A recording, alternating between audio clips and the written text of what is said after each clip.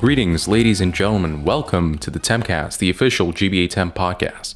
Today, I'm joined by resident financial expert, Ericzander. Don't call me that. No. Hi, it's the resident attorney here, Ericzander. Yeah, call yourself whatever you want, Eric. Whatever. And today, we're joined by Tempcast regular, Steven. I have an announcement, boys. I got big news. What? I got lucky. I made it big. Lady Luck was shining on me.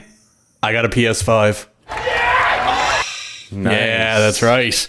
That's right, boys. This lucky son of a bitch. So you're sitting in the company of royalty. Oh, nice disc PS5 too. Oh, lovely little disc slot on there. You got a disc one?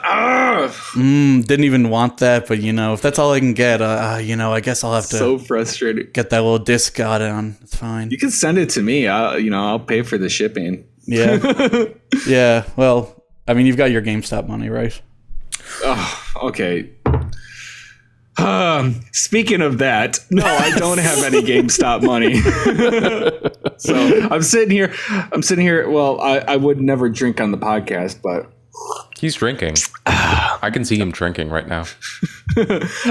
Yeah, so GameStop, that was a funny situation, wasn't it? So we sort of talked about this last time.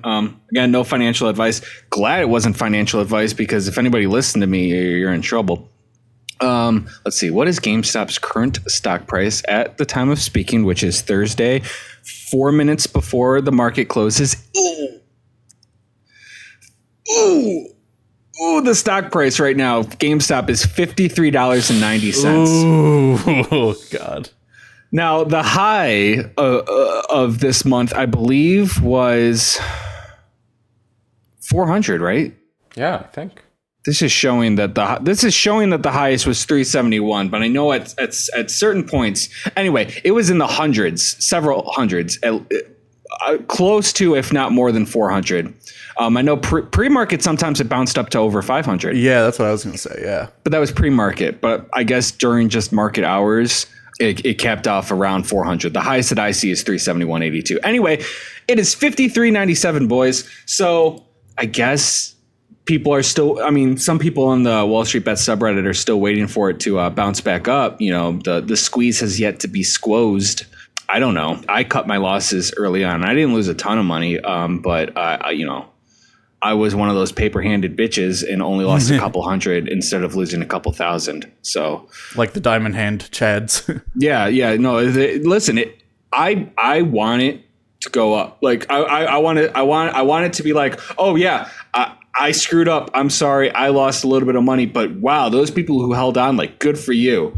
We kind of just have speculation for why it went down so much when everybody was really anticipating the squeeze to get squozened by this point. A lot of it, people are saying, has to do with the fact that Robinhood and other apps stopped you from being able to actually buy anything. So it allowed the hedge funds to do these ladder attacks where they're just trading back and forth between each other at lower and lower prices to eventually bring the price down. And everybody's like, listen, that's the best they got. That's all artificial, but it brought the price down. So I don't, it sucks. And, but that's what they did. And it seemed to have worked, so they're like, well, it's their fault for doing the ladder attacks. It's Robinhood's fault and all of this. And if everything worked out, then it would have skyrocketed to the moon, to Andromeda, to freaking whatever. I think that Andromeda is as far away as you could possibly get. No. I don't know much about the universe. It's finite, right? Yeah, there's like 2 galaxies. Yeah. So there wasn't before Trump built that wall out there on the other side of Andromeda. Yeah, and then eventually Andromeda is gonna mix with the Milky Way, and they're gonna make sweet love. What was I talking about? Oh yeah, apes, rocket ship. Well, I found out that the real prize was like the friends I made along the way, because I made some good friends with this whole stock market situation with some of the other boys on staff and girls on staff. we're hanging out, so that's cool. But yeah, the dream might be dead for some people. If you haven't gotten out yet, good on you. Good on you. That's all I have to say. To those who didn't get Eric's secret code, because legally he can't actually give financial advice. He's already said that. That's true.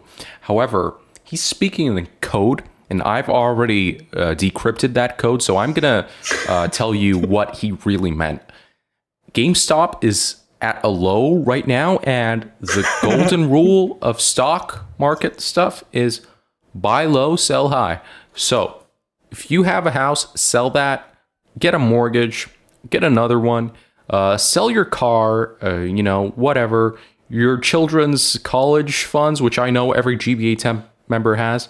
You just put that into GameStop, because in a couple of days it's gonna hit. What do you think? $1,000? Is that right, Eric? $1,000 isn't a meme. That's what I heard. That's what I read. $1,000 isn't a meme. At the very least, take all your games down to GameStop, trade them in for cash, and invest like $5-6 into the GameStop stock. Yeah, it's like GameStop, where I bought in at 300 something, and then I resold it for 200 something. So it's exactly. Exactly. It's GameStop value. Well, I made this joke. That's better than GameStop value. Much better, yeah. Well, I got out early. Some people are buying. Oh yeah, I bought it at $420, and now I'm going to sell it at $57. So let's see. Markets closed a minute ago. It closed at $53. Ouch. So yikes. Oh yeah, I mentioned this on the forums, but I'm considering the money that I lost as reparations for all of the games that I pirated in my youth. There you go. Yeah. So I retroactively paid for all of those like Nintendo games. Yeah.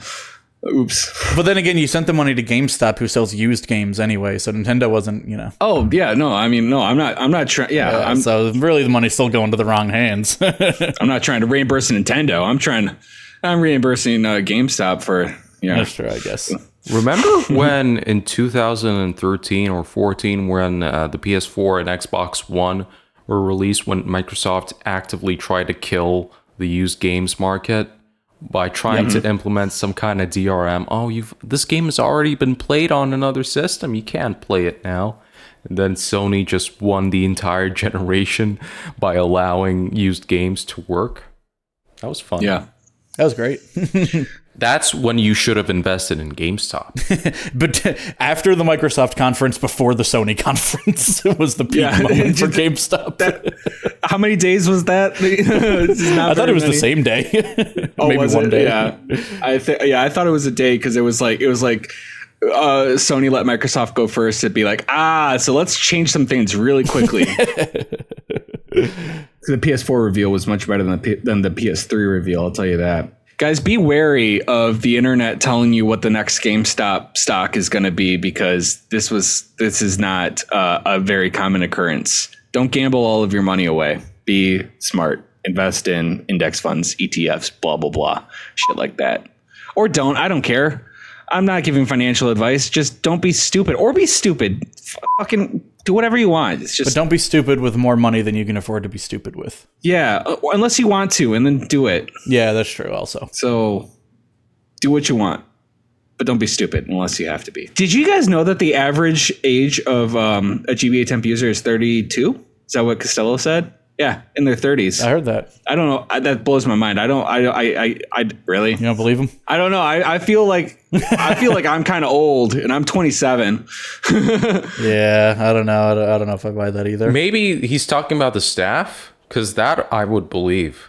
But you can't tell me that the average user who posts, "Hey, how do I hack my Switch?" is a 33-year-old man. I refuse to believe that. Maybe it's not active users. Like maybe there's a bunch of old accounts from 2002, and those people would have been like 12 when they signed up, and now they're 32. Oh yeah, and another factor is that most of these kids, they don't put in their real age. I didn't when I was a kid. I was like, yeah, I'm 113 years old. Sure, of course. What are you doing, Alan John? I'm showing you with my hands. I don't know how to show a segue, So I'm just, this is a segue, and I'm signaling to you guys that we need to segue into this next topic, and I have no idea how. He was sort of miming, sort of like Mr. Mime from Pokemon. Like we got a segue over here. Do you guys like Pokemon? Do you like shiny Pokemon specifically? Oh, they're the best, man. I'd be willing to pay like as much as like $40 USD for one. Oh my God. Would you be willing to pay $41.73 for a single shiny Pokemon? No, that's criminally overcharged. That's a lot. Speaking of it being criminally overcharged, you're right. There was this dude from Japan, 23-year-old dude from Japan. He is in jail now for selling shiny Pokemon. Steven, you're the one who found this, so you want to say more about it? That's basically everything I know. Well, I'm going to read the article that Steven linked. I think that qualifies me as somebody who knows more about this. So, according to this article from Asahi, and this is from Resetera.com, is Resetera a competitor to GBA Temp? Are they like GameFAQs? I don't know, man. You gotta be. We don't have to talk about GameFAQs again. Yeah, we're not talking. Because I'm remembering an old comment that somebody left. I don't know. You're pro free market. If Resetera, if they're a competitor, we're going to shill for them right now because this was actually posted in their thread by the Cerebi webmaster. So they're like the premier Pokemon news people, or at least they were back in the day. Okay, so according to this article from Asahi, and I'm reading this article right now, a 23-year-old man from Minami-ku, Nagova, violated the law by hacking and altering save data for Pokemon Sword and Shield. He admits the charges. In April last year, he responded to a request from a 36-year-old man in Kyoto to receive a Sobble. What's a Sobble? Sobble? He's one of the starters in Sword and Shield. Oh, okay. He's the water one. The accusation is that he modified details with his PC and sent the Sobble to the man in exchange for 4,400 yen. That's 4,400 yen, or $41 and $62, I think. It is believed that the man has earned 1.15 million yen, approximately $10,000, for doing this service from November. Wow, that's a good salary right there. Currently, no details on any fine and or additional punishments, unless I missed it. It is worth noting, in Japan, the editing of save data is illegal as of 2019. Wow, that's something I didn't know. So, is it just the distribution part that's illegal, or if I like hack my Dark Souls save, am I going to jail? All I have is what they said, the editing of save data and distribution. The way that it's worded makes it seem like editing the save data by itself is illegal, but that doesn't sound right to me. That sounds insane. Seems like something we would have heard about, but maybe it is the distribution. Well, I mean, the distribution of edited save data being illegal is also pretty crazy. I mean, yeah, it is because you're right. Because it's sort of like, yeah, for Skyrim, if you edit the save data and then distribute it, yeah, that sounds really weird. That's insane. Can I point out, so if you look at the actual, this wasn't included in the Reset Era post, but according to a Google translated version of the Asahi article, the 23-year-old man that was charged with this is unemployed. Why would he be? Oh, what a way to make your money, though, while you're unemployed. Like, that's wild. Like, do you think he thought, is this his startup? Is he trying to make a living off this? Is he going to turn it into a career? I don't know. I don't know. That's big government coming in squashing small business. Yeah, what do you do for a living? I get people shinies. He'd be like, I cultivate shiny things, and people will think he's like a gold miner or something, working hard, breaking his back. What just blows my mind is that he charged people $41 for it. This cannot be a service that would warrant that. There's got to be an easier, cheaper, probably a free way to get shinies into Sword and Shield. Here's the thing I actually wanted to talk about. Back in 2016, 2015, I might be wrong, Nintendo introduced this service called Pokemon Bank, which was basically a thing you installed on your 3DS, which allowed you to migrate Pokemon from previous games, and then you can keep them in this Pokebank, which would be a paid service around $5 per year. And you could actually keep your Pokemon on this Nintendo server and then migrate them to newer games.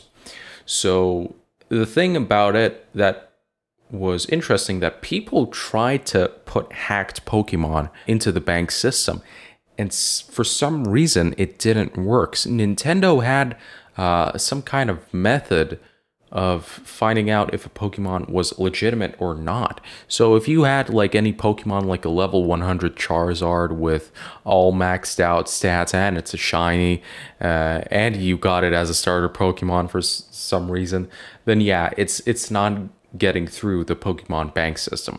Now, right now, there's a new system they have that's called Pokemon Home, which is basically just Pokemon Bank, but it's for the Switch.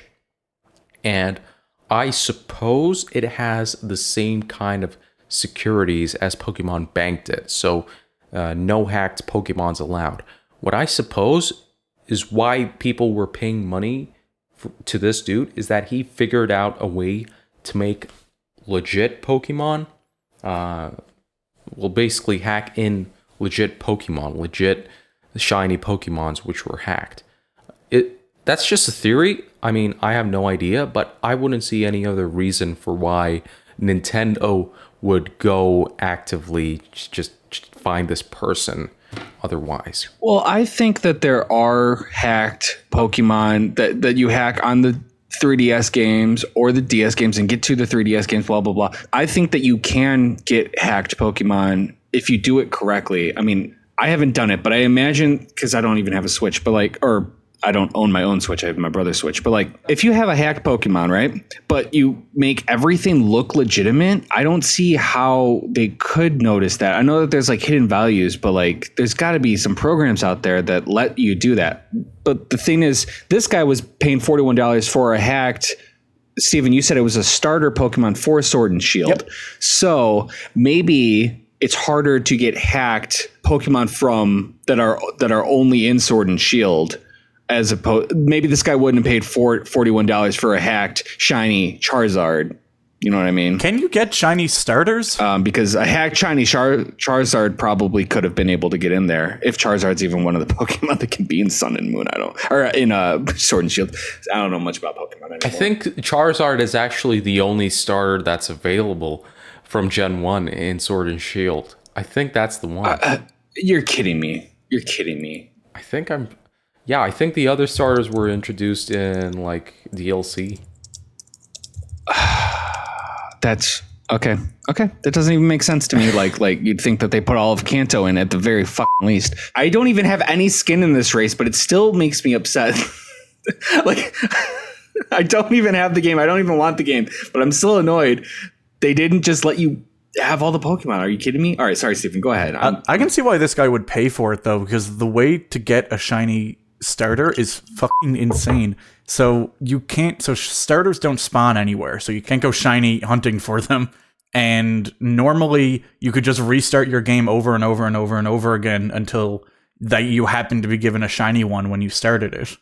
But they locked that out in Sword and Shield. So the only way to get a shiny starter is to get two Pokemon together and breed one of the starters. And then there's a 1 in 4,096 chance that it'll be a shiny. That's wild. Well, it's not wild because starter Pokemons, you can't find them in the wild. That's true. They don't. Hey. I love how the laugh track just cuts out immediately after you start it. Speaking of cutting off things immediately, Google has shut down completely their internal game studios for Stadia, which existed for 3 days or something. It launched in late 2019, so just about a year, or just over a year. Well, no. Stadia itself. We're talking about the internal studio that they started. Yeah, that's true. Yeah, so they're closing that down completely. There's two possible reasons for this. Theory number one, Google is giving up on Stadia. This is the most likely reason. Theory number two, Google realized it doesn't really make sense to build their own team from the ground up. So instead, what they're going to do is they're going to acquire a big team and a big IP in order to create an exclusive. I've heard this theory on various YouTube channels, speculators, and one of them is Google might either purchase Sega or they might ask Platinum Games to create a game specifically for Stadia. So like what they need basically is exclusives, because everybody has already their streaming, their own streaming service. You got PS Now, you got Xbox, whatever they have. You got Amazon now with their whatever it's called, Amazon Luna game. Luna. What an original name. Yeah, I remembered that name quite well. And so, yeah, what they need is exclusives if they actually want to progress in the gaming streaming, sphere. However, yeah. I think they're just giving up. And yeah, I don't think Google Stadia is even going to make it past 2021. Yeah, so for what it's worth, Google did say that they are going to be focusing on partnering with other companies for Stadia moving forward. Like, they're going to keep working on the technology and partnering with other companies for games. So, but I mean, what else are they going to say? They're not going to say they're going to completely give up on Stadia. Mm-hmm. Although the way they say that, they're not saying they're going to be acquiring anyone or even necessarily looking for exclusives, but yeah, I don't know. I don't know. I'm not sure that they would acquire anyone after shutting down their whole, internal teams, because like they did, I think, get some exclusives for Stadia. I don't know if they acquired full teams or not, but it seems like it'd be weird to shut down all the internal teams they had and then acquire someone else rather than just consolidating a new team into the sort of brand that they had, right? But they might just be getting exclusive games from second-party or third-party studios. It could also be that they have no ulterior motive. Google is known for shutting down things that it makes relatively quickly. There's a website, killedbygoogle.com. Yeah. I just re-looked it up. They've killed over 224 things. Over 223 things, at least 224 things they've shut down that they set up. So this is just the latest in a trend of, this didn't work out for us. We'll try again. We'll get them next time. Google stock went up recently, so nice. That's a good news for them. I'm happy for the shareholders. I'm not happy for the people who actually bought Stadia games at full price. I feel really bad for those people. Like, once the service shuts down, you basically wasted like $60 on a copy of Watch Dogs 3 that you can't even play anymore. It's just gone. Bye-bye. Thanks for playing. For now, at least Stadia is still around. It's just the stupid studio. Yep. So, not for long. For now. Though, I can guarantee you. Yeah, we'll that. see what happens. We'll see. I'm sure they give everyone a refund. Google they commit no evil. Yeah, Google is their friend. I'm kidding. I realize like I'm making it clear like with my facial expressions that I'm sarcastic, but you guys can't hear that. Audio listeners, f*** you. And even people who watch on YouTube, because it's not like this video is getting posted. Yeah, exactly. One day, once I purchase a proper webcam that doesn't look like it's from 1993, and once Steven, fixes his situation with his face and whatever. once Steven goes through his surgery and gets unuglied. Our goal is to have the sponsored, or to have the podcast sponsored by a plastic surgeon, and I will get the free plastic surgery. Are you gonna write a GBA temp review about it? Yeah, I will. Video review. It'll be a video review. It'll if I'm a little late recovering, I'll make it a recommends. I'll make my face look like Tempe's. Oh my god, that would have been horrible. Just one eye is like a D-pad. The other's like 4 buttons. Jesus Christ. He sews my mouth shut and cuts off my nose. It's gonna be 3D printed. Oh my! I can just imagine Stevie with that, and it's gonna be blue too. It's gonna have a blue. But it's only my face. The rest of my skin is still white.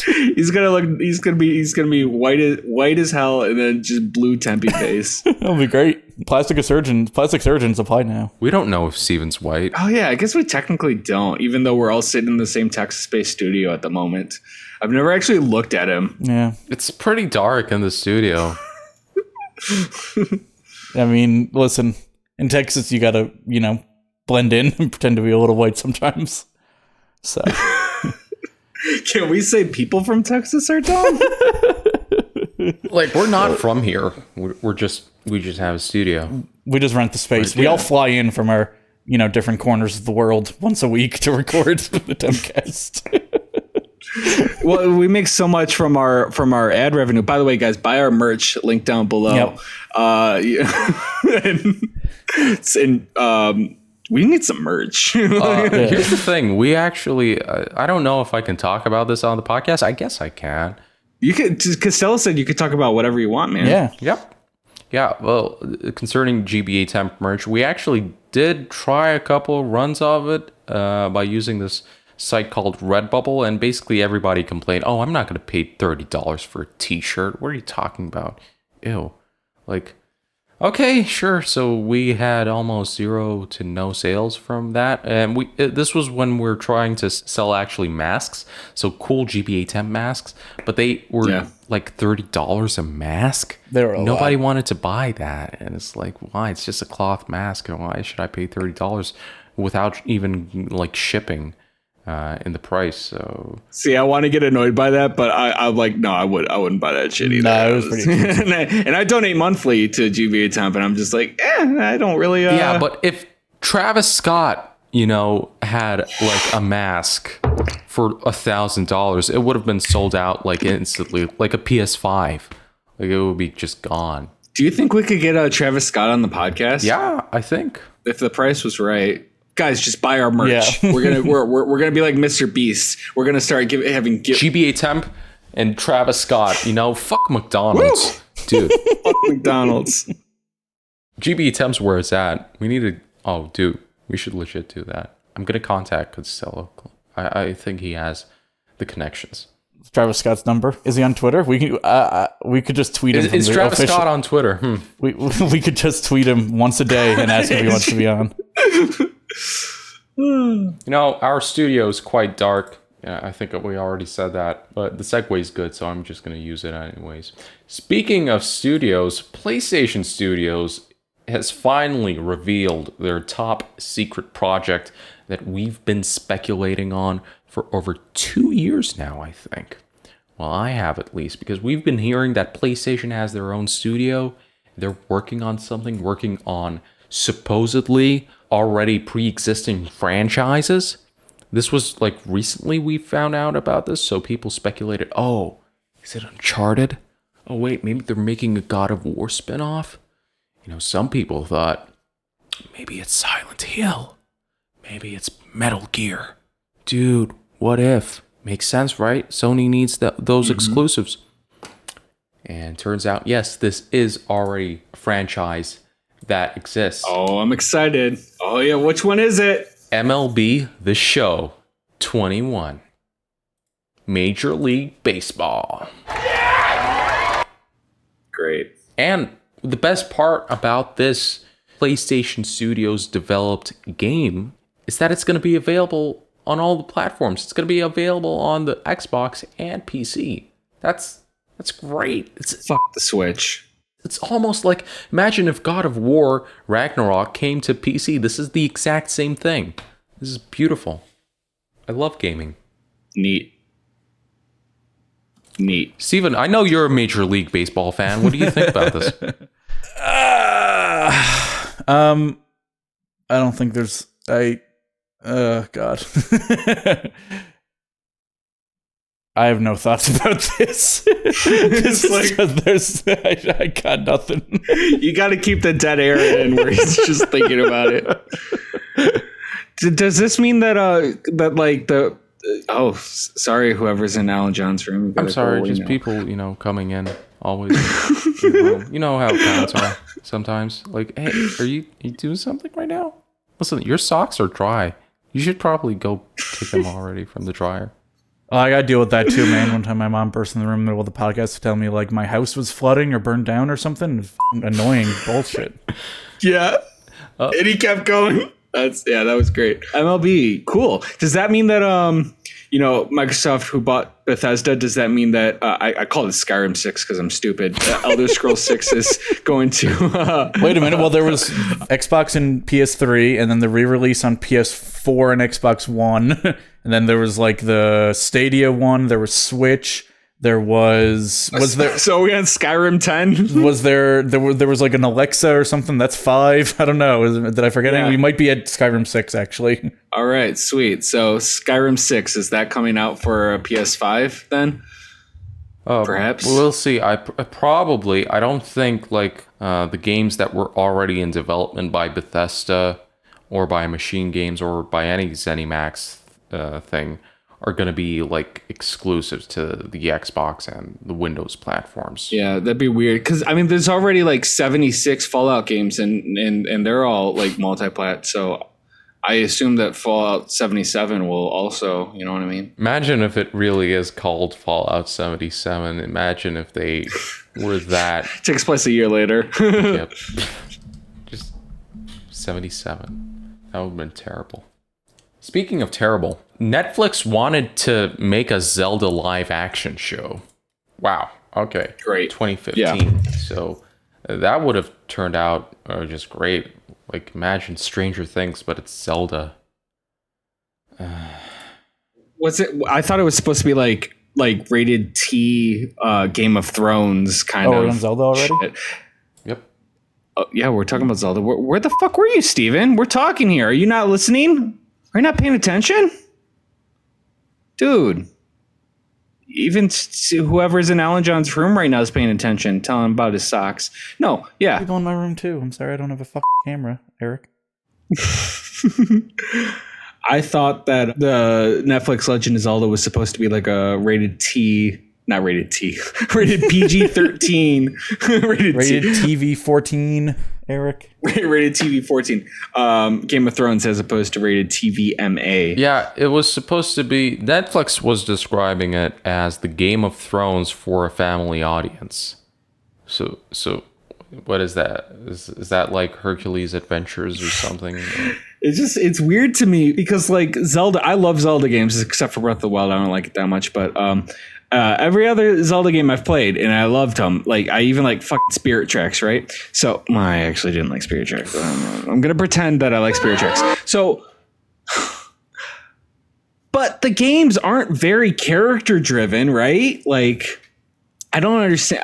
I don't see how it would really work. It's mostly just like, you go, you do some cool shit, you do some puzzles, you save the princess, and that's it. It's like, are we gonna do like there's like more character development in Mario games sometimes. You know what I mean? Like this just doesn't. Yeah, I was gonna say because I'm not a huge Zelda or Game of Thrones fan, but Game of Thrones is a lot of political drama, isn't it? Isn't it various factions and countries within a continent fighting over the throne? So like, but Yeah. that's not. I mean, in Zelda, it's basically all in Hyrule. I'm pretty sure. Like, Yeah. Well, the Hyrule's the big one. Then there's like, there's a couple other places. It's like, you could go up Death Mountain and hang out with, those little rock-eating boys, or you could go down the river and hang out with those little fishy boys, or if you're in the Downfall timeline, you get to hang out with the little birdie boys. that's true. Yeah, I guess. Yeah, because even in Breath, there's a little bit of that, I guess, and they're all different races. I'm sorry, but you guys are ignoring like the biggest issue with converting Zelda into a live action movie or TV show. The main protagonist is mute. No, Lick No, never he's not. says anything. well, he says, "Excuse me, princess." No, he talks all the time. He says, "Yeah," and he says, "Who," and he says, "Yeah." Yeah, It's great dialogue. he's like, "Excuse me, princess," and sometimes he's like, "Yeah." He talked a lot in the CDI games too. Oh, God. Yeah, he did. I know you just referenced the TV show there with the "Excuse Me, Princess." Do you remember I rewatched some of those recently. Do you remember how horny everyone was in that show? It was really weird. Have you ever seen it, Alan? What? No, everyone. No. Link is constantly trying to fuck Zelda, and then there's this fairy Me that too. is constantly trying to fuck Link. And then there's one dude where one episode where like a handsome guy shows up and Zelda keeps trying to fuck him, and like everyone is just horny all the time in that show. It's really weird. After this podcast, you guys and everybody who's listening who's over the age of 18 should watch the Legend of Neil web series where this dude he gets sucked into the Legend of Zelda game. He's just some dude from our world, and he tries to radically asphyxiate himself to the fairy in the original Legend of Zelda, and it transports him into the game. It's a very funny web series from Comedy Central. Actually, I think helped produce it. John just gave you a red card, Eric.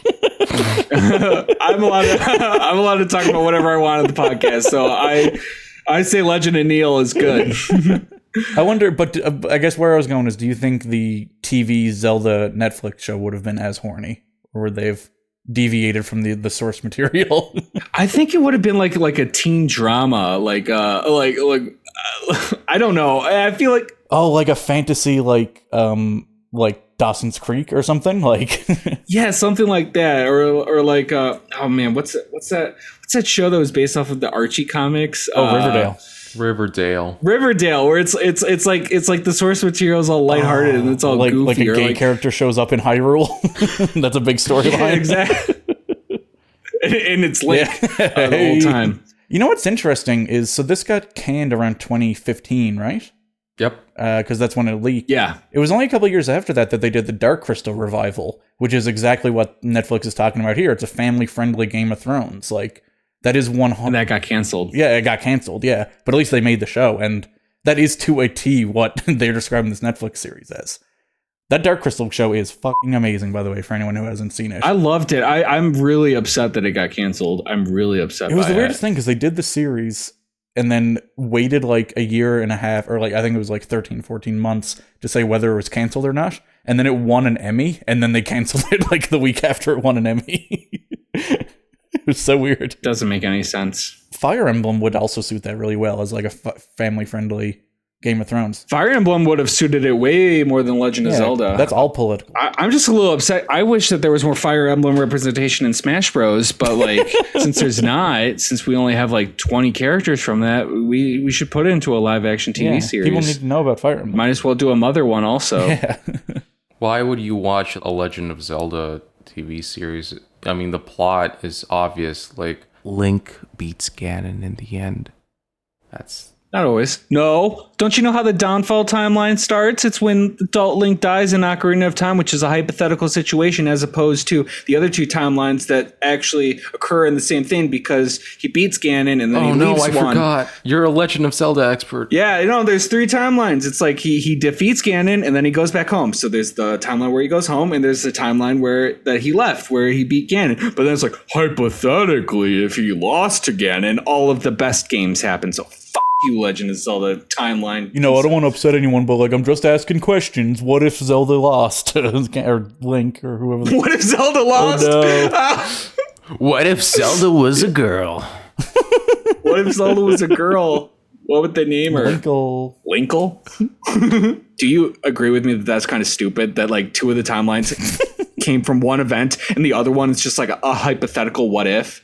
It's like, are you telling me that it's like, is this a multiversal thing where there are infinite timelines? Or I thought this was the split timeline theory, where there was one timeline that then split. Like, what is this? Is this Dragon Ball Z, or is this Dragon Ball Heroes logic? Like, what are we talking about? Here's a serious answer to your silly question. The thing is, when these games were made, when they were developed, nobody cared about timelines, like, at all. And nothing has changed in the last 25 years. At least with Nintendo.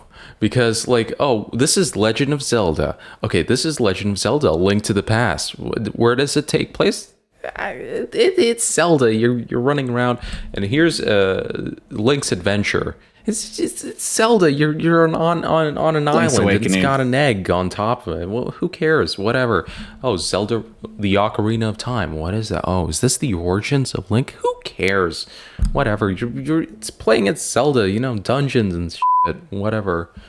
But once it hit the 2000s, now people are speculating, oh, wait, maybe this takes place after, or maybe this takes place before. So Nintendo just cobbled up like a freaking, timeline they made up after the fact, of course. But they could have made it work in 2 timelines, but they had to make it in 3 because maybe they were bitter. They didn't like all these people that kept asking about the timelines, and they wanted to piss them off. So they're like, listen, all you fucking nerds, get ready for the fucking homie, it down worked. home. Or what's it called? The downfall. It worked. Yeah. The downfall timeline. What if he lost? Then let's put all of the really good games in that one. If all the bad games were in that one, would it bother you less? No. Oh, okay. Because I take them all as they come, except for Breath of the Wild. I don't know. I don't even know where that fits. Who cares? It's Zelda. You're playing. You run around as Link. You got the sword. You got the Master Sword, Master Shield. You go to dungeons. Who cares? You got to save the princess. Actually, he doesn't always have the Master Sword, and there is no such thing as a Master Shield. So you might want to check yourself next time before you start making an ass of yourself, Mr. Allen John. Okay. Sure. Whatever. And the bad guy is not always Ganon. In fact, sometimes it is this character named Vadi. Who? Vadi. Is that the wizard from Link to the Past who turns out to be Ganon? No, that's Anglingabadicam. I don't remember how to say his name. I always just thought it was Abraham, but it wasn't. It's Anagram. Dotty Dotty, we like to party. His name is Anagram. Anagram. Vadi is like a iThing who's sometimes a little kid. Speaking of anagrams, you know what the anagram to my GBA temp username is? Check that out sometime. Maybe it's kind of fun. Anal John? Is it Poopy? And on that note, we're gonna end this episode tonight. Thank you guys for listening to this very short episode, because I'm pretty sure the light's gonna go out because there's a storm outside our Texas studio. And I would lose all my recordings because I don't have a UPS here because I'm just connected straight to the grid. So if the grid goes down, everything goes down, and the recording as well. So thank you guys for listening. Steven, any final remarks? Because we didn't get your MLB opinion. What's your final thoughts on that?